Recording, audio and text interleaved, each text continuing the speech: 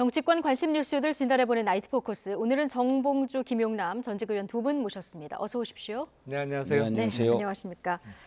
자, 내일은 윤석열 정부가 출범한 지 1년이 되는 날이죠. 자, 지난 1년 주요 장면들 돌아보겠습니다. 영상으로 함께 보시죠. 저는 이 나라를 자유민주주의와 시장경제 체제를 기반으로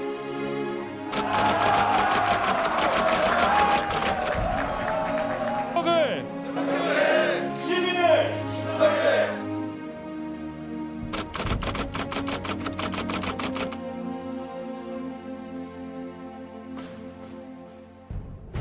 국민의 생명과 안전을 책임져야 하는 대통령으로서 너무나 비통하고 끝까지 추적하고 신속 엄정하게 조치해 주시기 바랍니다.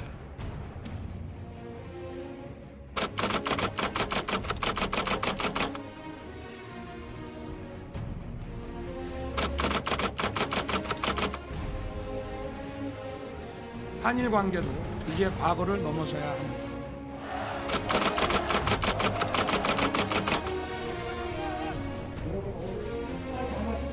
북한의 핵 공격 시 즉각적인 정상 간 협의를 갖기로 했으며 최선을 다할 것입니다.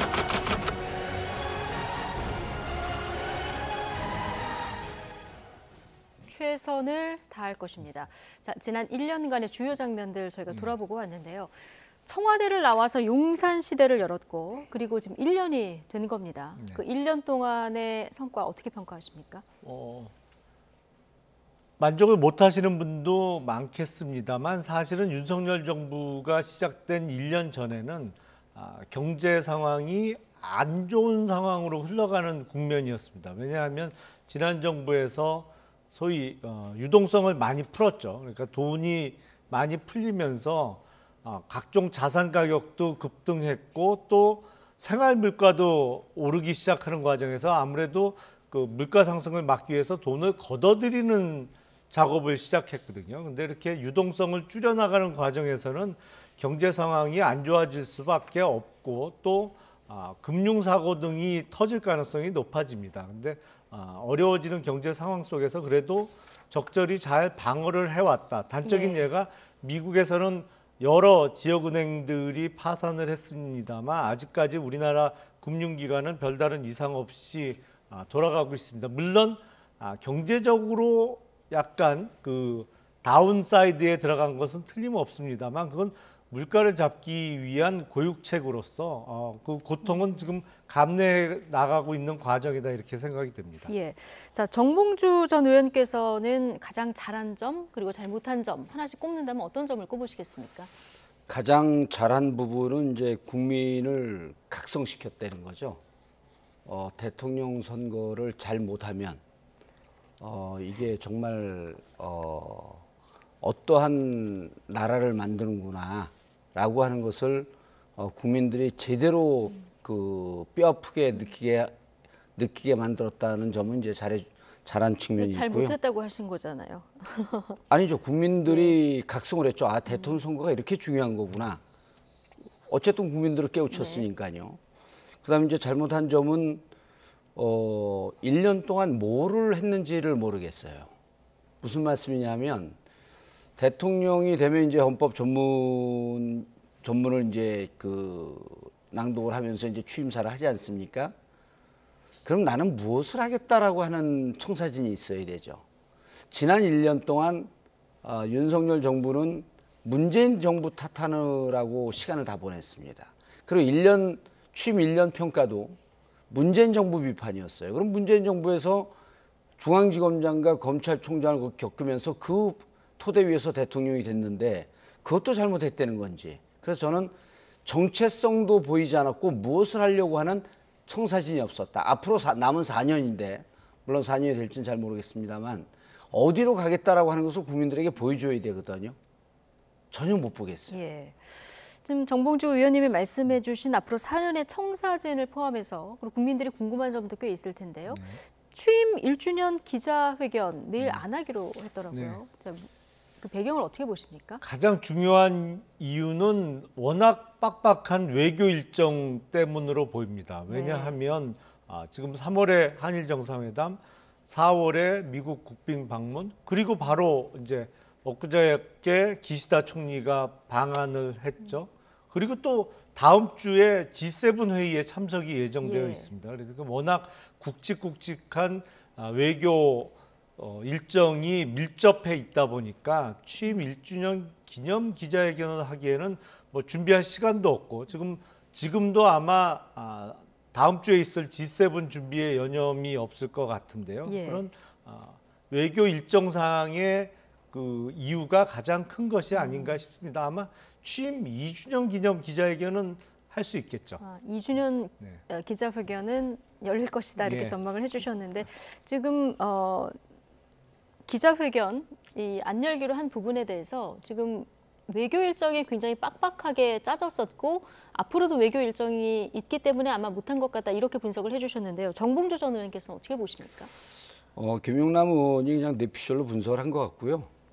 이런 거죠. 그 독불 장군식 통치 형태가 그대로 보이는 거죠. 만약에 저 말씀이 맞다고 한다면 외교팀 따로 있고 국내팀 따로 있고 경제팀 따로 있고 다 있는 거거든요. 그러면 우리가 1년 동안 지낸 거에 대해서 국민들은 어떻게 평가를 하고 우리는 자체적으로 어떻게 평가하면서 앞으로 어디로 갈 것인가라고 하는 것에 대해서 진솔하게 국민과 대화가 필요합니다. 왜냐하면 지금까지도 윤석열 대통령에 대해서 문제 제기가 가장 크게 나오고 있는 것 중에 하나가 불통 아니지 않습니까? 그래서 이 불통 부분에 대해서도 1년 됐는데 그럼 내 1년을 국민들은 어떻게 보지? 야당은 어떻게 보지? 여당은 어떻게 보지? 이런 거 하는 팀이 없었다는 거예요. 아니 외교 일정 바쁜 거는요. 외교 일정대로 가야죠. 대통령이 그 20명 가까운 내각 그 장관들을 두고 있는 이유는 각자 분야에서 자기 역할들이 있는 거거든요. 그러면 이 시점에서는 1년 된 시점에서 국민들에게 우리가 지나온 길을 되돌아보고 앞으로 어디로 갈 것인가라고 하는 것은 얘기를 해주는 게 그 기본적인 도의일 텐데 일각에서 불통 논란 제기하는 게 전 맞다고 보고요. 그리고 내부적으로 시스템도 잘 안 돌아가는 것 같아요. 그래서 대통령 입만 바라보고 대통령이 독불장군식으로 국정을 운영하는 것이 극단적으로 이렇게 드러난 거 아닌가라는 지적을 할 수 있을 것 같습니다. 내일 기자회견을 안 하는 대신에 오늘 국무회의 모두 발언을 굉장히 길게 하셨습니다. 12분 정도 했는데 특히 강조한 부분이 이제 외교안보 분야의 성과인데요. 어떤 말씀을 좀 했냐면 불과 얼마 전까지만 해도 상상할 수 없었던 일들이 한일 간에 지금 이루어지고 있다. 1년 전 이맘때를 생각하면 외교안보만큼 큰 변화가 이루어진 분야도 없다. 이렇게 강조를 했는데 동의하십니까? 그 부분은 전적으로 동의할 수 있습니다. 왜냐하면 지금 한일 관계만 해도 문재인 정부 5년 내내 사실 손 놓고 있었죠. 뭐 강제징용 해법과 관련해서도 아무 일도 안 했습니다. 그리고 취임하자마자 과감하게 취소해버린 그러니까 위안부 관련한 한일 그 합의를 취소시켜 놓고는 그리고 나서는 아무런 대안 해결책도 제시하지 않았거든요. 그러니까 임기 5년 내내 아무 일도 하지 않았고 그 사이에 또 미국과 한국과의 관계는 점점 멀어졌습니다. 사실은 미국 내에서 대한민국이 중국 쪽으로 너무 경도됐다. 문재인 정부 하에서요. 그래서 그런 평가가 일반적으로 나와 있었고 또 그것이 지금 급변하고 있는 안보 상황에서 대한민국의 큰 위협으로 등장할 수 있는 상황에서 결국에 문재인 정부가 취임 이후에 가장 급박한 현안으로서 해결해야 됐던 부분은 역시 한미일 안보 체제의 공조였고 그게 단계별로 밟아가면서 지금 하나하나 해결되고 있는 상황이다. 그래서 그 부분 특히 외교와 안보와 관련된 것은 일정 부분 성과로 인정받을 수 있다라고 생각이 듭니다. 이 외교 안보 분야 국민의힘에서는 이 분야에 대한 성과에 대해서 굉장한 칭찬을 하고 있고요.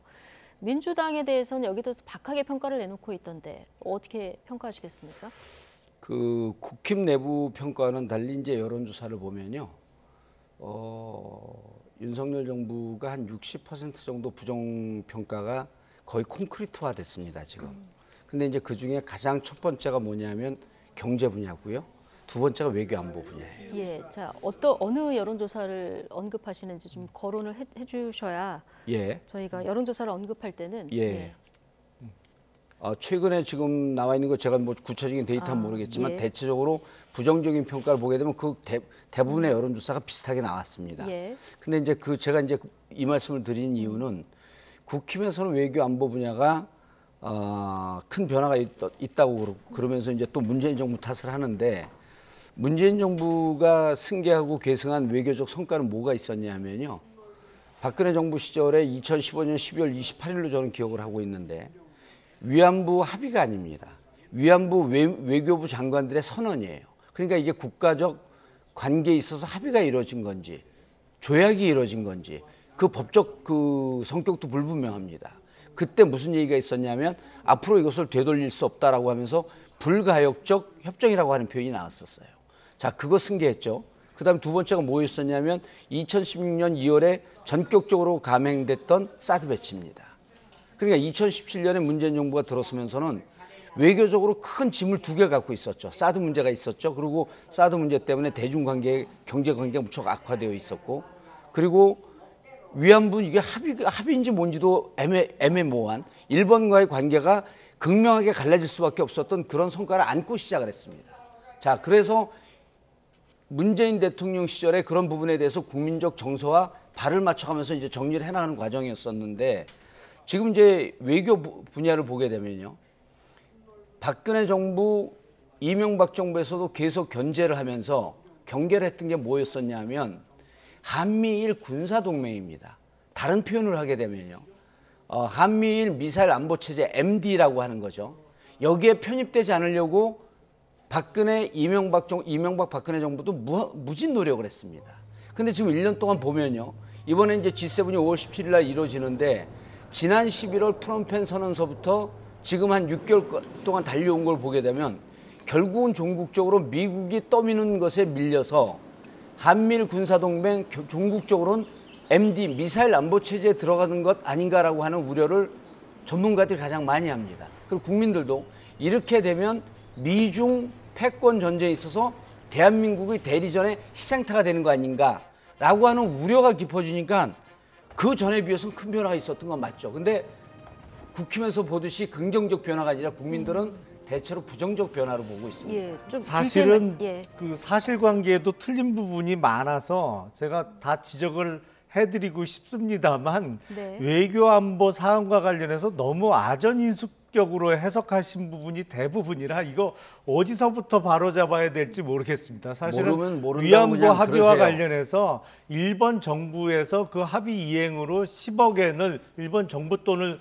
출연을 했죠. 그래서 치유재단을 만들었습니다. 근데 그 문재인 정부에서 재단을 해산해 버렸습니다. 그리고는 아무 해결책도 내놓지 않았어요. 그리고 이명박 박근혜 정부에서 한미일 공조체제를 안 들어가려고 했었다는 건 정말 새로운 어떤 아주 새로 듣는 주장 아닌가 싶습니다. 한미일 군사동맹이라고 얘기했어요. 한미일 군사동맹 MD라고 얘기했습니다. 이명박 박근혜 정부에서 한미일 공조는 얘기했지만 한미일 그 사이에 군사동맹이 들어가는 것은 철저하게 견제했습니다.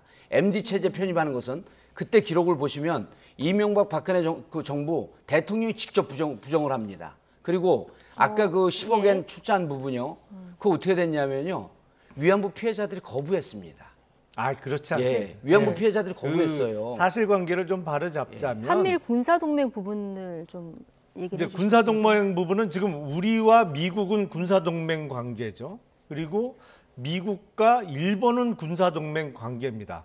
근데 우리와 일본은 군사동맹 관계는 아니죠. 사실은 이것을 군사동맹 단계까지 사실상 격상시키려는 노력을 하고 있는 것이고요.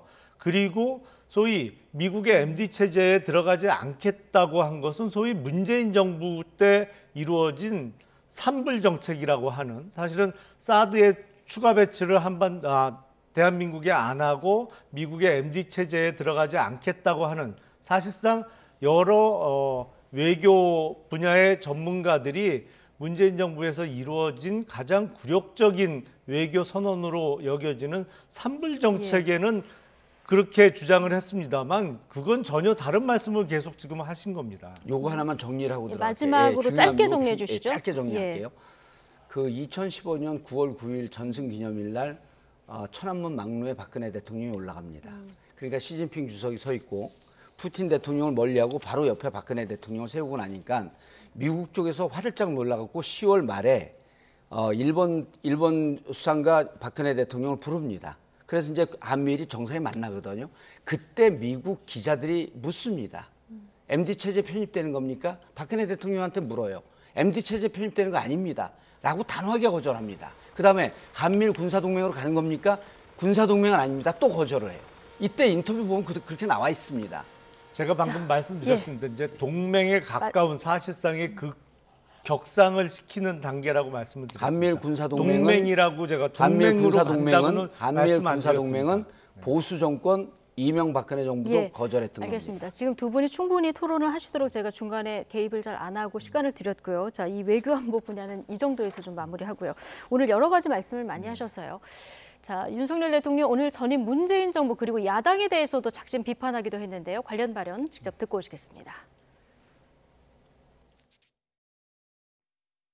집값 급등과 시장 교란을 초래한 과거 정부의 반시장적, 비정상적 정책이 전세 사기의 토양이 되었습니다.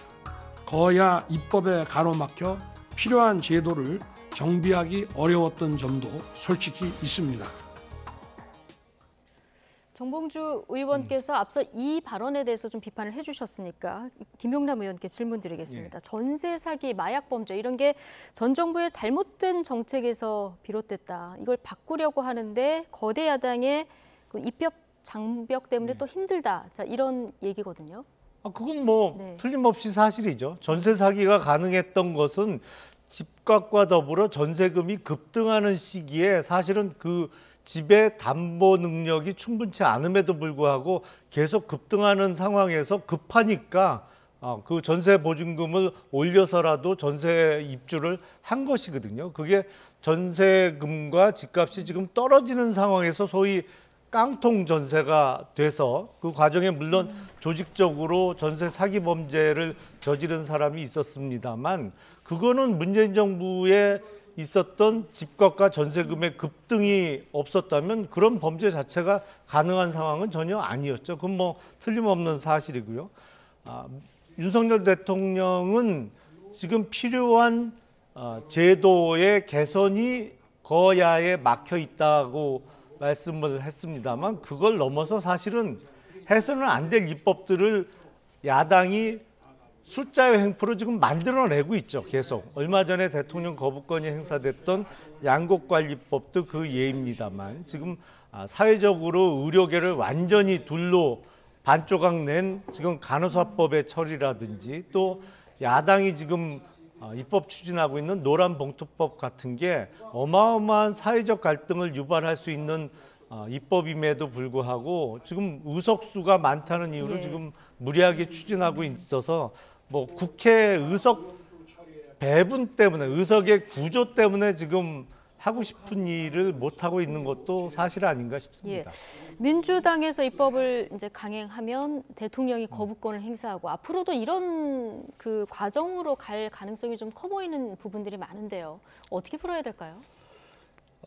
입법, 사법, 행정, 상권 분립이 되어 있는 나라 아니에요. 근데 이제 우리나라를 선진국에서 보기 드물게 미국도 대통령제지만 제도가 조금 다릅니다. 대부분이 이렇게 제왕적 대통령제를 채택한 나라들이 후진국이 많죠. 그러면 이제 대통령이 탄생을 해갖고 취임이 됐는데 그러면 아무리 제왕적 대통령제의 힘이 강하다고 할지라도 입법, 사법이 입법, 행정이 분리가 되어 있기 때문에 입법부가 어떻게 균형되어 있고 어떻게 편제되어 있는지라고 하는 것은 국가의 최고 통수권자 그리고 국가를 지도하고 있는 대통령으로서는 반드시 고려해야 할 대상이죠. 그러면 오늘 이제 뭐 좀 이따가 나오겠지만 대통령 첫 번째 해야 될 게 뭐냐면 48% 받고 당선이 됐습니다. 그걸 100분율로 환산을 해보게 되면요. 투표율까지 해서 전체 국민의 한 37%가 지지를 했습니다. 그렇다고 한다면 당신을 본인을 지지하지 않은 63%와 대화를 하기 위해서 노력하는 게 첫 번째 과정이죠. 국회가 여소야대였다고 한다면 처음서부터 이 상황을 알고 시작을 했던 거거든요. 그런데 대통령이 어떻게 했습니까? 대통령 죄이니까 밀어붙이기 1년은 온 거 아닙니까? 칼자를 쥐고 있는 사람이 밀어붙이기 식으로 갈 때 나머지 칼날을 잡고서라도 버텨야 되는 게 야당입니다. 칼날을 잡고 있으면 손 비고 다치고 온갖 난리가 남에도 불구하고 버텨야 되거든요. 왜? 네. 대통령의 전횡과 폭주를 막아야 되기 때문에. 그럴 때 대통령은 어떻게 해야 되냐면 야당과 대화를 해야죠. 예. 안 하지 않습니까? 네. 그러니까 이걸 한간에서는 이게 무슨 검찰 독재냐 이런 얘기가 나오는 거예요. 그래서 제가 보기에는 본인이 대통령제에서 가장 강력한 파워를 갖고 있으면서 이것 자신보다 조금 약한 세력이 갖고 있으면서 국회를 다수석이 있기 때문에 일을 못하겠다? 왜 다수석하고 대화를 안 합니까? 원인이요. 귀책 사유가 대통령에게 있는 거예요. 그래서 앞으로라도 이 문제를 하기 위해서는 예. 제가 보기에는 두 눈 중에요. 한눈에 반만 뜨고 그러니까 본인의 지지자 30%만 보고 가고 있는 것 같아요. 이렇게 해서 안 됩니다. 나머지 70%를 보고 그들과 대화하려고 하는 노력을 할 때 대통령 지지율이 올라갈 수 있는 거죠. 답이 보입니다. 근데 그 문제를 안 풀려고 하잖아요. 국민 전체를 봐야 되고 특히 야당과 대화를 해야 된다 이런 지적을 해주셨고요. 자, 오늘 국무위원들에게는 새 국정기조에 따르지 않으면 그리고 애매한 스탠스를 취하면 바로 인사 조치하라. 자, 이런 얘기도 하셨다고 합니다. 이건 어떻게 해석을 해야 될까요? 이게 정권 교체된 지 1년이 지났으니까 좀 성과를 내라 이런 주문일까요? 뭐 아무래도 그렇겠죠. 그리고 직업 공무원들은 사실 정권이 이렇게 서로 여야 교체되면서 혹시라도 나중에 문제될 만한 일을 안 하려고 하는 소위 보신주의가 좀 팽배해 있는 것도 사실입니다. 지지난 정부에서 열심히 일했다는 이유로 지난 정부에서 소위 적폐 청산의 대상이 됐던 공무원들도 꽤 여럿이 있었기 때문에 그런 경험이 모임에 쌓이면서 되도록이면 어떤 기존의 그 관례와 벗어나는 일을 안 하려고 하는 게 몸에 배어 있는 경우가 꽤 많죠. 그런 의미에서 그걸 좀 독려하는 차원에서 예. 적극적으로 윤석열 정부의 새로운 국정 지표를 향해서 열심히 일해달라는 당부의 이야기를 한 것이 아닌가 싶습니다. 예. 자, 지난 1년을 바라보는 정치권 원로들의 시선은 어떨까요? 유인태 전 국회 사무총장 그리고 윤여준 전 환경부 장관 발언 차례로 듣고 오시겠습니다. 윤석열 대통령이 이재명을 아마 형사 피의자라도 만났어요. 전 그게 우선이라고 보고. 첫 해를 그럼 좀 실패했다고 보십니까? 아니, 이렇게 보내고 나중 다음 어떡할 건데? 첫 해가 나머지 4년을 결정한다고 그러는 것인데. 네. 그 지지도가 지금 내내 30% 돼요. 미국 가도 안 되고 뭘 해도 안 되는 거예요. 오늘 민주당 유인태 전 사무총장은 국민의힘 공부 모임에 초청돼서 특강자로 나서서 이제 발언을 하신 건데요. 앞서 정봉주 의원이 야당과 대화를 해야 된다 이런 얘기를 하셨는데 이 형사 피의자라도 이재명 대표 만나야 된다. 자, 이렇게 주장을 하셨는데요. 글쎄 지금 상황에서 대통령이 이재명 대표를 만나기는 조금 어려운 것이 아닌가 싶습니다. 시기를 놓쳤다고 볼 수도 있고 그 사이에 이재명 대표가 받고 있는 형사적 어떤 혐의가 더 무거워지고 더 많아졌어요. 그리고 일부는 이미 수사가 끝나서 기소가 돼서 재판이 진행되고 있는 부분도 상당 부분 있고요. 그래서 지금 이재명 대표를 만난다고 하면 소위 어떤 정치적인 딜을 하는 것처럼 비춰질 가능성이 있어서 상황상 어려워 보입니다. 다만 얼마 전에 새로 뽑힌 이제 더불어민주당의 원내대표와는 만날 생각이 있다는 의중을 전했기 때문에 지금 물론 그 박신임 원내대표가 완곡한 거절의 뜻을 표시했습니다만 적절한 상황이 이루어진다면 아마 원내대표단과의 여야 회동을 통해서 자연스럽게 만날 수 있지 않을까 싶습니다. 예. 근데 박광원 원내대표는 이재명 대표가 길을 터줬는데도 대표를 먼저 만나야 된다 이런 입장이라서요. 자, 원내대표단들을 먼저 만나는 건 안 되겠습니까? 이런 인식이 깔려 있죠. 박강원 원내대표 입장에서는 이재명 대표께서 제 기억으로는 한 5차례쯤 얘기했을 거예요. 네. 그러니까 취임하자마자 즉시 만나자고 영수회담을 제안을 했고요. 그때도 아무 이유가 없었습니다. 그리고 이제 한동훈 장관이 지금 수사 중인 피의자를 어떻게 만나냐라고 하는 식으로 이제 그 국회에서 답변을 했고요. 자, 그때는 그때 이유가 있어서 못 만났고 또 지금은 저렇게 기소돼서 재판을 받는데 이재명 대표 관련해서 압수수색이 한 350건 정도 됩니다. 그러면 이거 그 대한민국의 어느 누구도 그 중에 하나는 기소가 돼갖고 재판을 받겠죠. 그리고 국민들 많은 분들이 적지 않은 분들이 과반수 넘는 분들이 이건 정치적으로 좀 그 의혹이 있는 수사가 아닌가 이렇게 의혹을 갖고 있는 분들이 꽤 되세요. 그럼 제가 보기에는 자 이재명 대표를 만나서 이재명 대표의 수사에 영향을 준다라고 하는 것이 더 큰 사안일까요? 아니면 지금 항구적으로 60% 부정적 지지가 요지부동으로 버티고 있는 그 상황이 더 심각한 사안일까요? 제가 보기에는요.